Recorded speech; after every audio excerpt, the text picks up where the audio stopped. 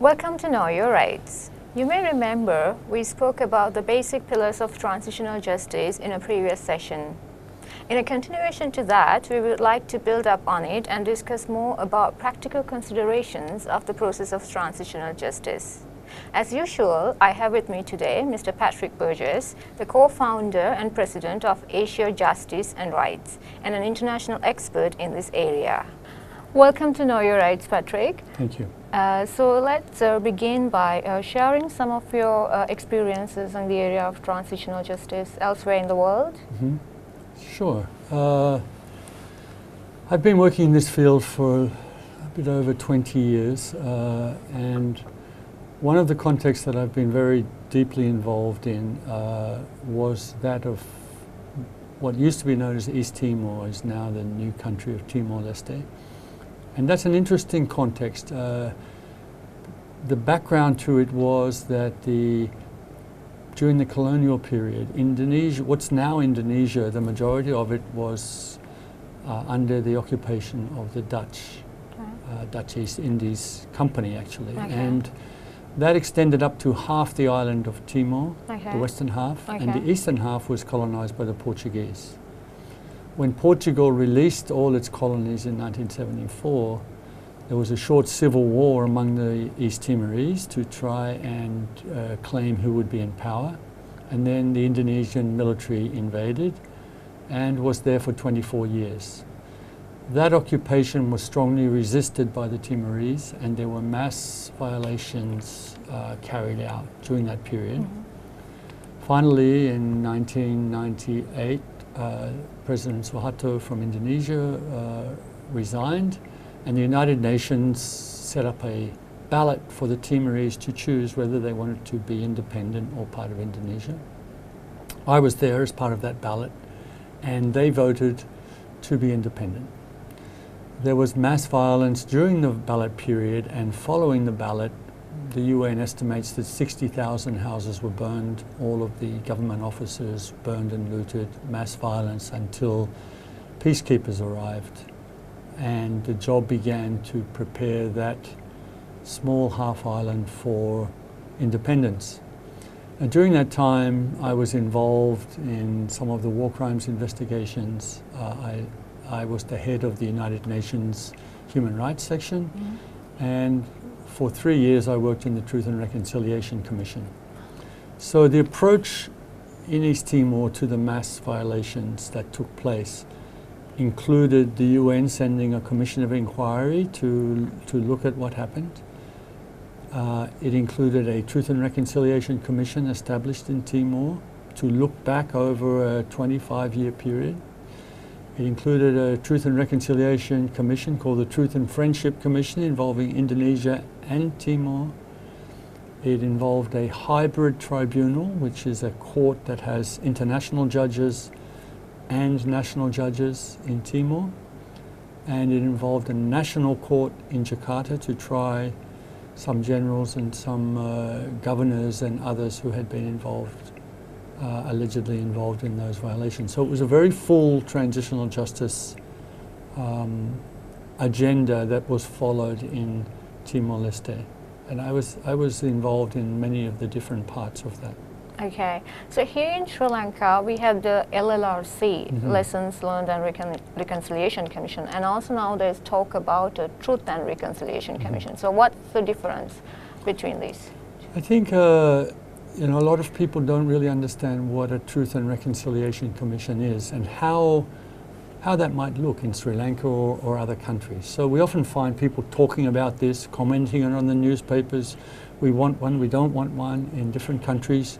And then you say, do you know what it is? And they go, well, not really. Yes. And why would they know what it is? Because most countries only have a Truth and Reconciliation Commission once. Yeah.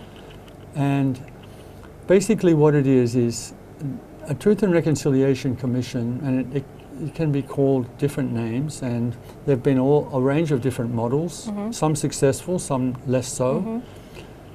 Some commentators say there have been more than 40 in different countries.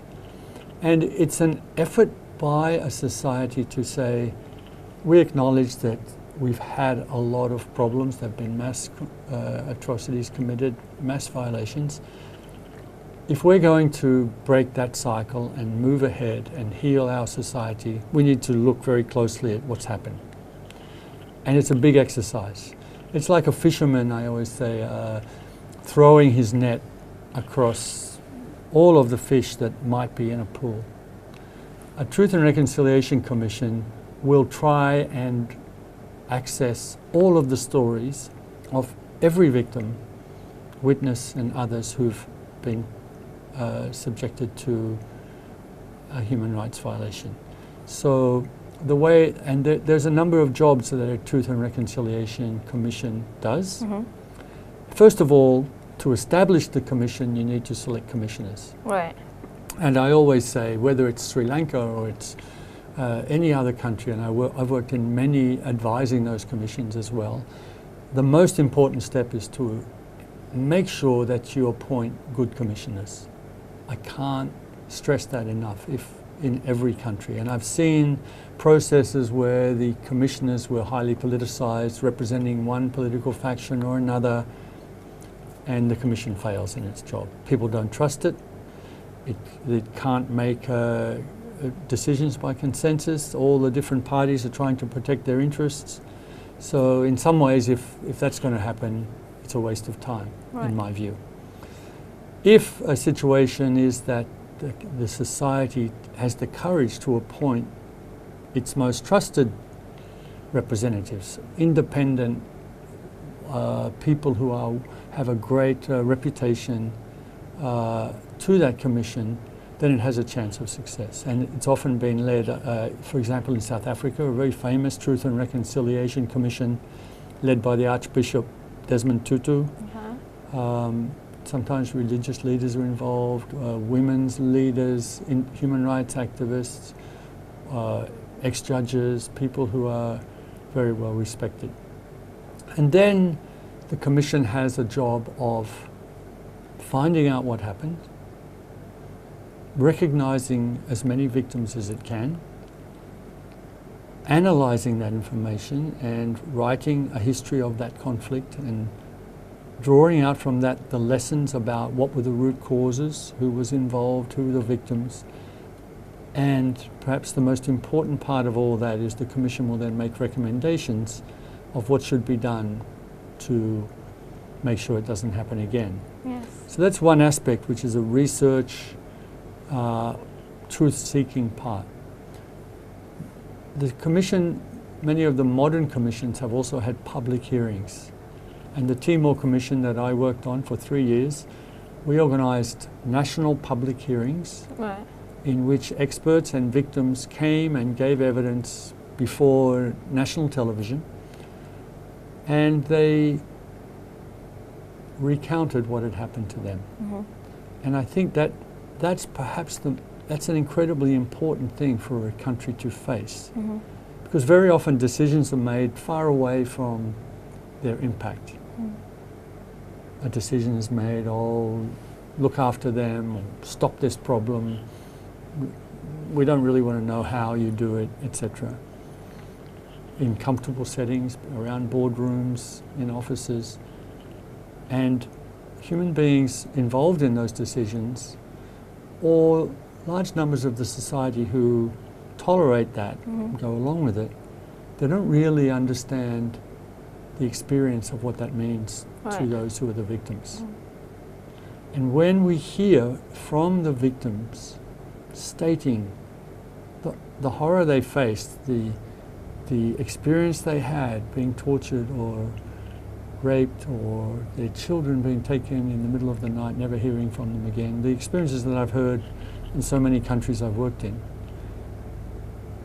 when we hear that directly from another human being, all that political divisions and that kind of melts away, and we realize this is what that all means. Thousands of people going through this experience, and we have to find another way. So very often the first Truth Commission was in Argentina, and the report of that commission is Nunca Más, mm-hmm, which means never again. Okay. And I think that's what That's the feeling that can come out of a truth commission, that the society focuses on what happens, takes the courage to actually look at it and not deny it and not hide it. I mean, it happened. If it happened, then we should look at it. And some of the Jewish survivors have a saying, if it happened, it can happen. If it's happened in the past, it can happen again. Yeah. And in your society, and so many societies that have this experience, we need to look at it. So a Truth and Reconciliation Commission will often hold public hearings. We held national public hearings on themes like women in the conflict, children in the conflict, the role of international actors, other governments, the United Nations, etc., including who supplied weapons, etc. We had a public hearing on particular massacres that were involved in, and in the Timor context, famine was a very important thing. So there was a public hearing on that. So that depends on the context. And then at the community level, we also held hundreds of community public hearings where people gathered at the village level. Victims told their stories. They explored what the conflict had meant for them. Okay. And the victims greatly appreciated that, and so did the communities, a chance to, as a group, deal with that history. So a Truth and Reconciliation Commission will take statements or records from victims. Yeah. We took 8,000 victim statements in Timor, that small place. In South Africa, the well-known Truth and Reconciliation Commission, they took 20,000 statements. And we analysed them, made findings about what had happened, and then put all of that together in a report that objectively said what happened, and was used as a basis for moving ahead as a country, breaking those cycles of violence. So this process basically takes a lot of resources and also a long time as well? Well, usually Truth and Reconciliation Commissions, most of them have had a mandate for about 2 years, Right. With a potential to extend for another year if they need it. Okay. There's a feeling that it shouldn't go on forever, that it's an effort to look Yeah. objectively and courageously at the past, learn from it, Yeah. give victims an opportunity to share their stories and respect them, and then take the recommendations and begin to implement them. So in most places they have a specific mandate of 2 years, perhaps 3. There's an exception to that now in Aceh in Indonesia, where there's a new Truth and Reconciliation Commission that's been established as a permanent institution, where their job is to seek the truth initially, and after that, in the years following, to focus on reconciliation. Okay. So that's an interesting new development. So going beyond the Truth and Reconciliation Commission, like the whole process of transitional justice, what are the risks and challenges of this process? I think, sometimes people say we don't need transitional justice. We don't actually need to look at the past violations. They're over. So let's go forward and not look back. To be honest, for me, I wish that was true. I wish we could do that. It would make everything simpler. Yeah. But when I've worked in so many countries and so many places, and then when I look at human beings and think, is that how we are as human beings? If something so terrible happens to us or one of our children or our brothers, do we just let it go? If your sister was gang raped or your brother was taken away, tortured and killed, is that something that we just let go? And I don't think we do as human beings. I think if we look at societies where these things have taken place, they're still on the national agenda 40, 30, 40 years later. And if nothing is done, they don't go away. Yeah. The victims still push for justice, for truth, for reparations.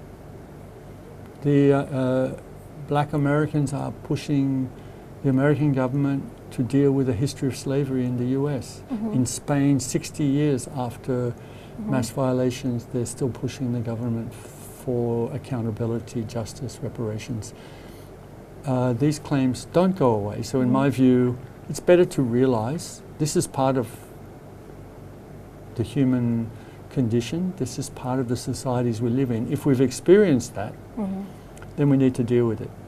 So one of the risks is that the view that we can just ignore it there's will prevail. actually, let's look forward, let's look into the future, but not look at the past. So what is the risk of not looking back at the past, but just only focusing on future? I think the risk of not looking at the past is the risk of mass violence taking place again, in a different kind of setting perhaps, because very often the factors which allow it to happen, the impunity, the control of elites and others, the lack of accountability, if those aren't addressed, it may not be the same victims even, it might be different victims, but we see it over and over. Places where they don't face it, it happens again and again, and then a country can't progress, it can't become prosperous. So that's the first risk, is that it will happen again. And you lose the opportunity to focus on victims and bring them back into the fold of a national unity government and a feeling of national identity. You lose the opportunity to look at the history of what's happened. And restoring their dignity, trust. That's right. I mean, it's like people will say, let's not look at those past violations, but they'll say, our history is important.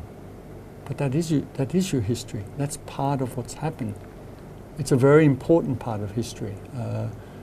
And they say those who fail to learn the lessons of history are destined to repeat them. And I think that's what happens if we don't pay attention to those experiences. It's a difficult thing and it's a messy thing. Once you have mass crimes, mass violations, the fabric that ties the society together has been torn in some way. To try and weave that back together takes generations. But if you don't start weaving it, it will remain torn. Yes. So under what conditions can a transitional justice process succeed? I think there are some things which are necessary. One is that we need to try and increase the understanding of what transitional justice means and why it's important. And that's hard to do because these experiences around transitional justice have usually happened in other countries. And when I go to a country that's facing this transition, they don't know what a Truth and Reconciliation Commission is, or what a hybrid tribunal or other things are, or what's the International Criminal Court, what's all that talk, what's reparations. They can't be expected to know. And it's a big job, first of all, to say to the society, we have this job, there are some things to learn from other places. Our society should design its own process, but there are lessons from other places that can help us.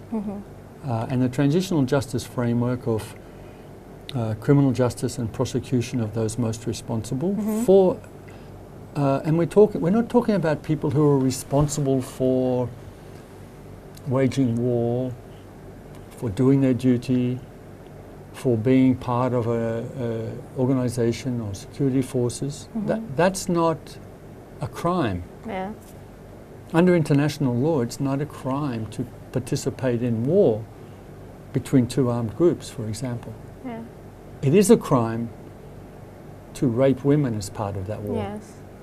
To torture people, that's not necessary, and it's a crime.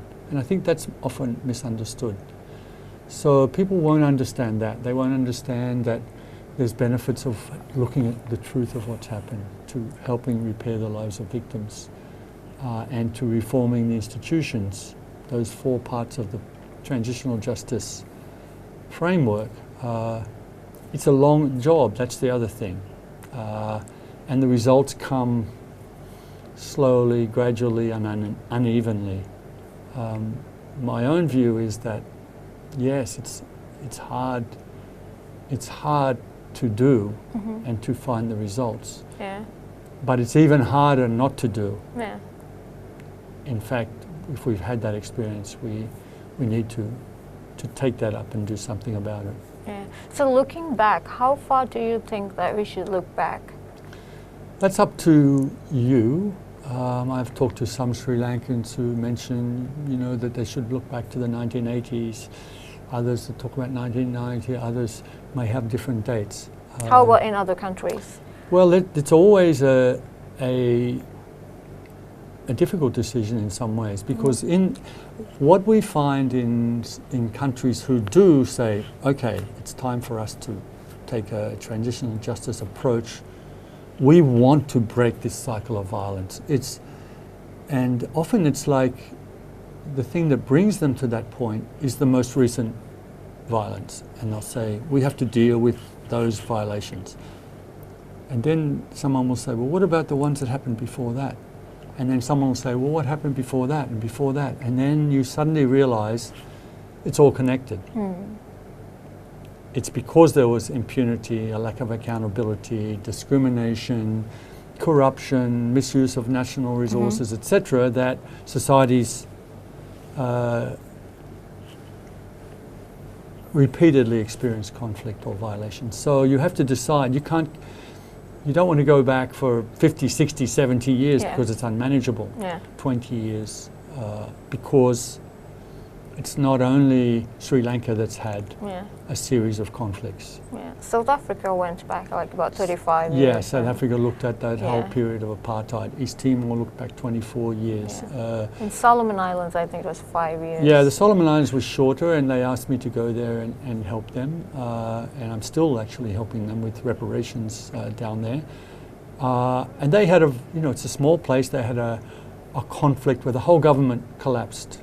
And rebels, they broke into the police armory, took all the weapons, forced the government to resign. It was a complete breakdown. So a small place, but a very important conflict. So they looked back to that conflict, and then what was the background to that.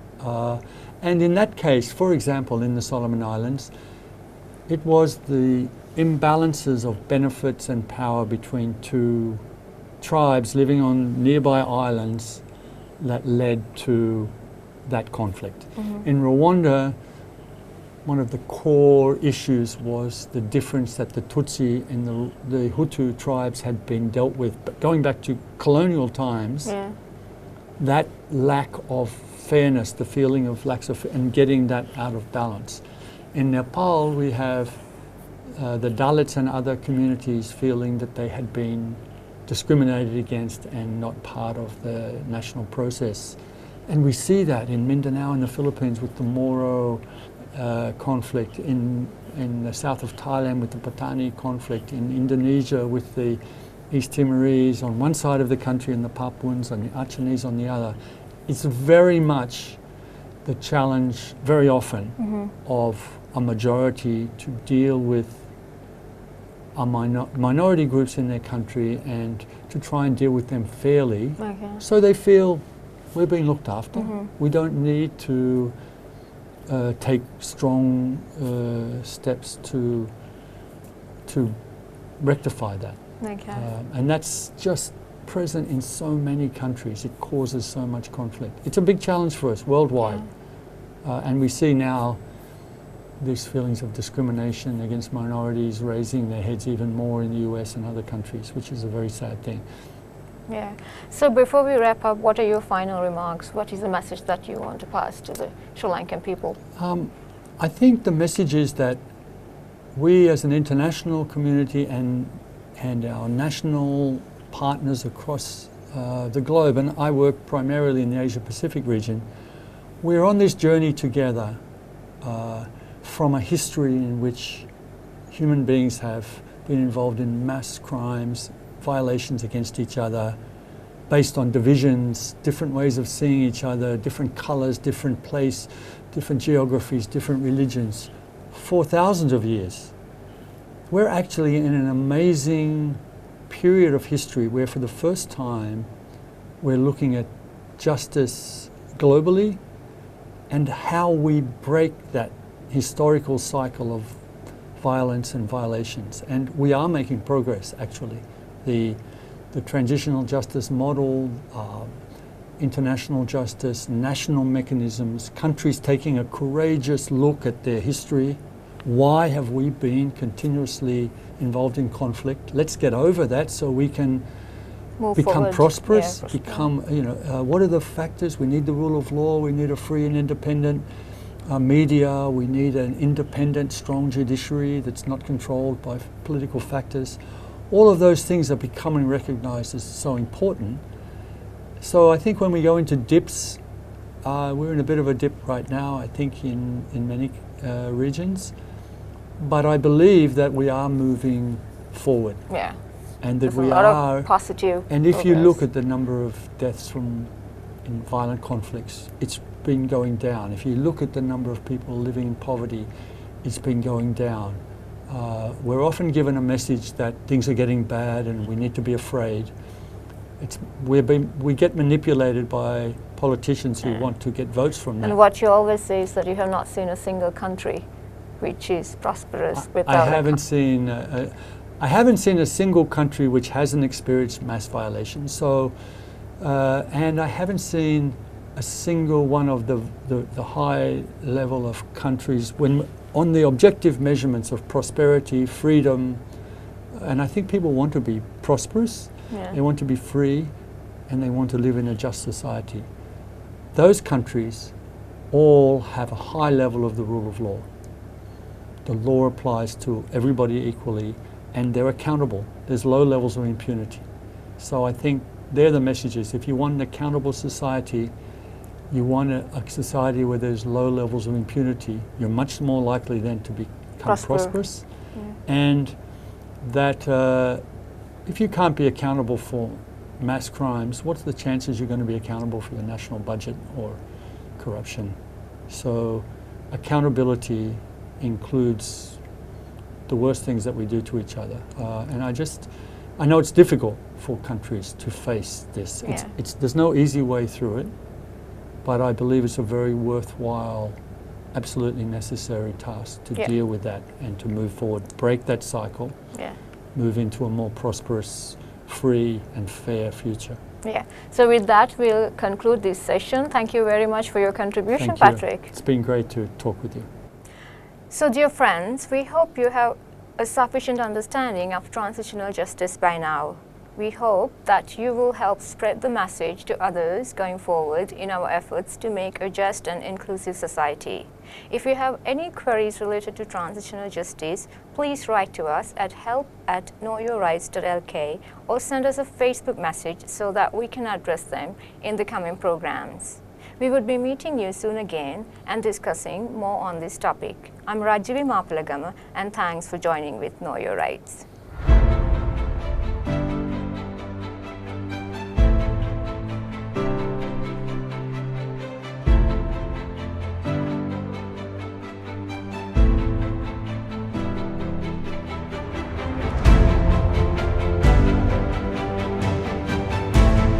Know Your Rights. For more information, visit us at www.knowyourrights.lk or visit our Facebook page, Know Your Rights SL, or email us at help@knowyourrights.lk.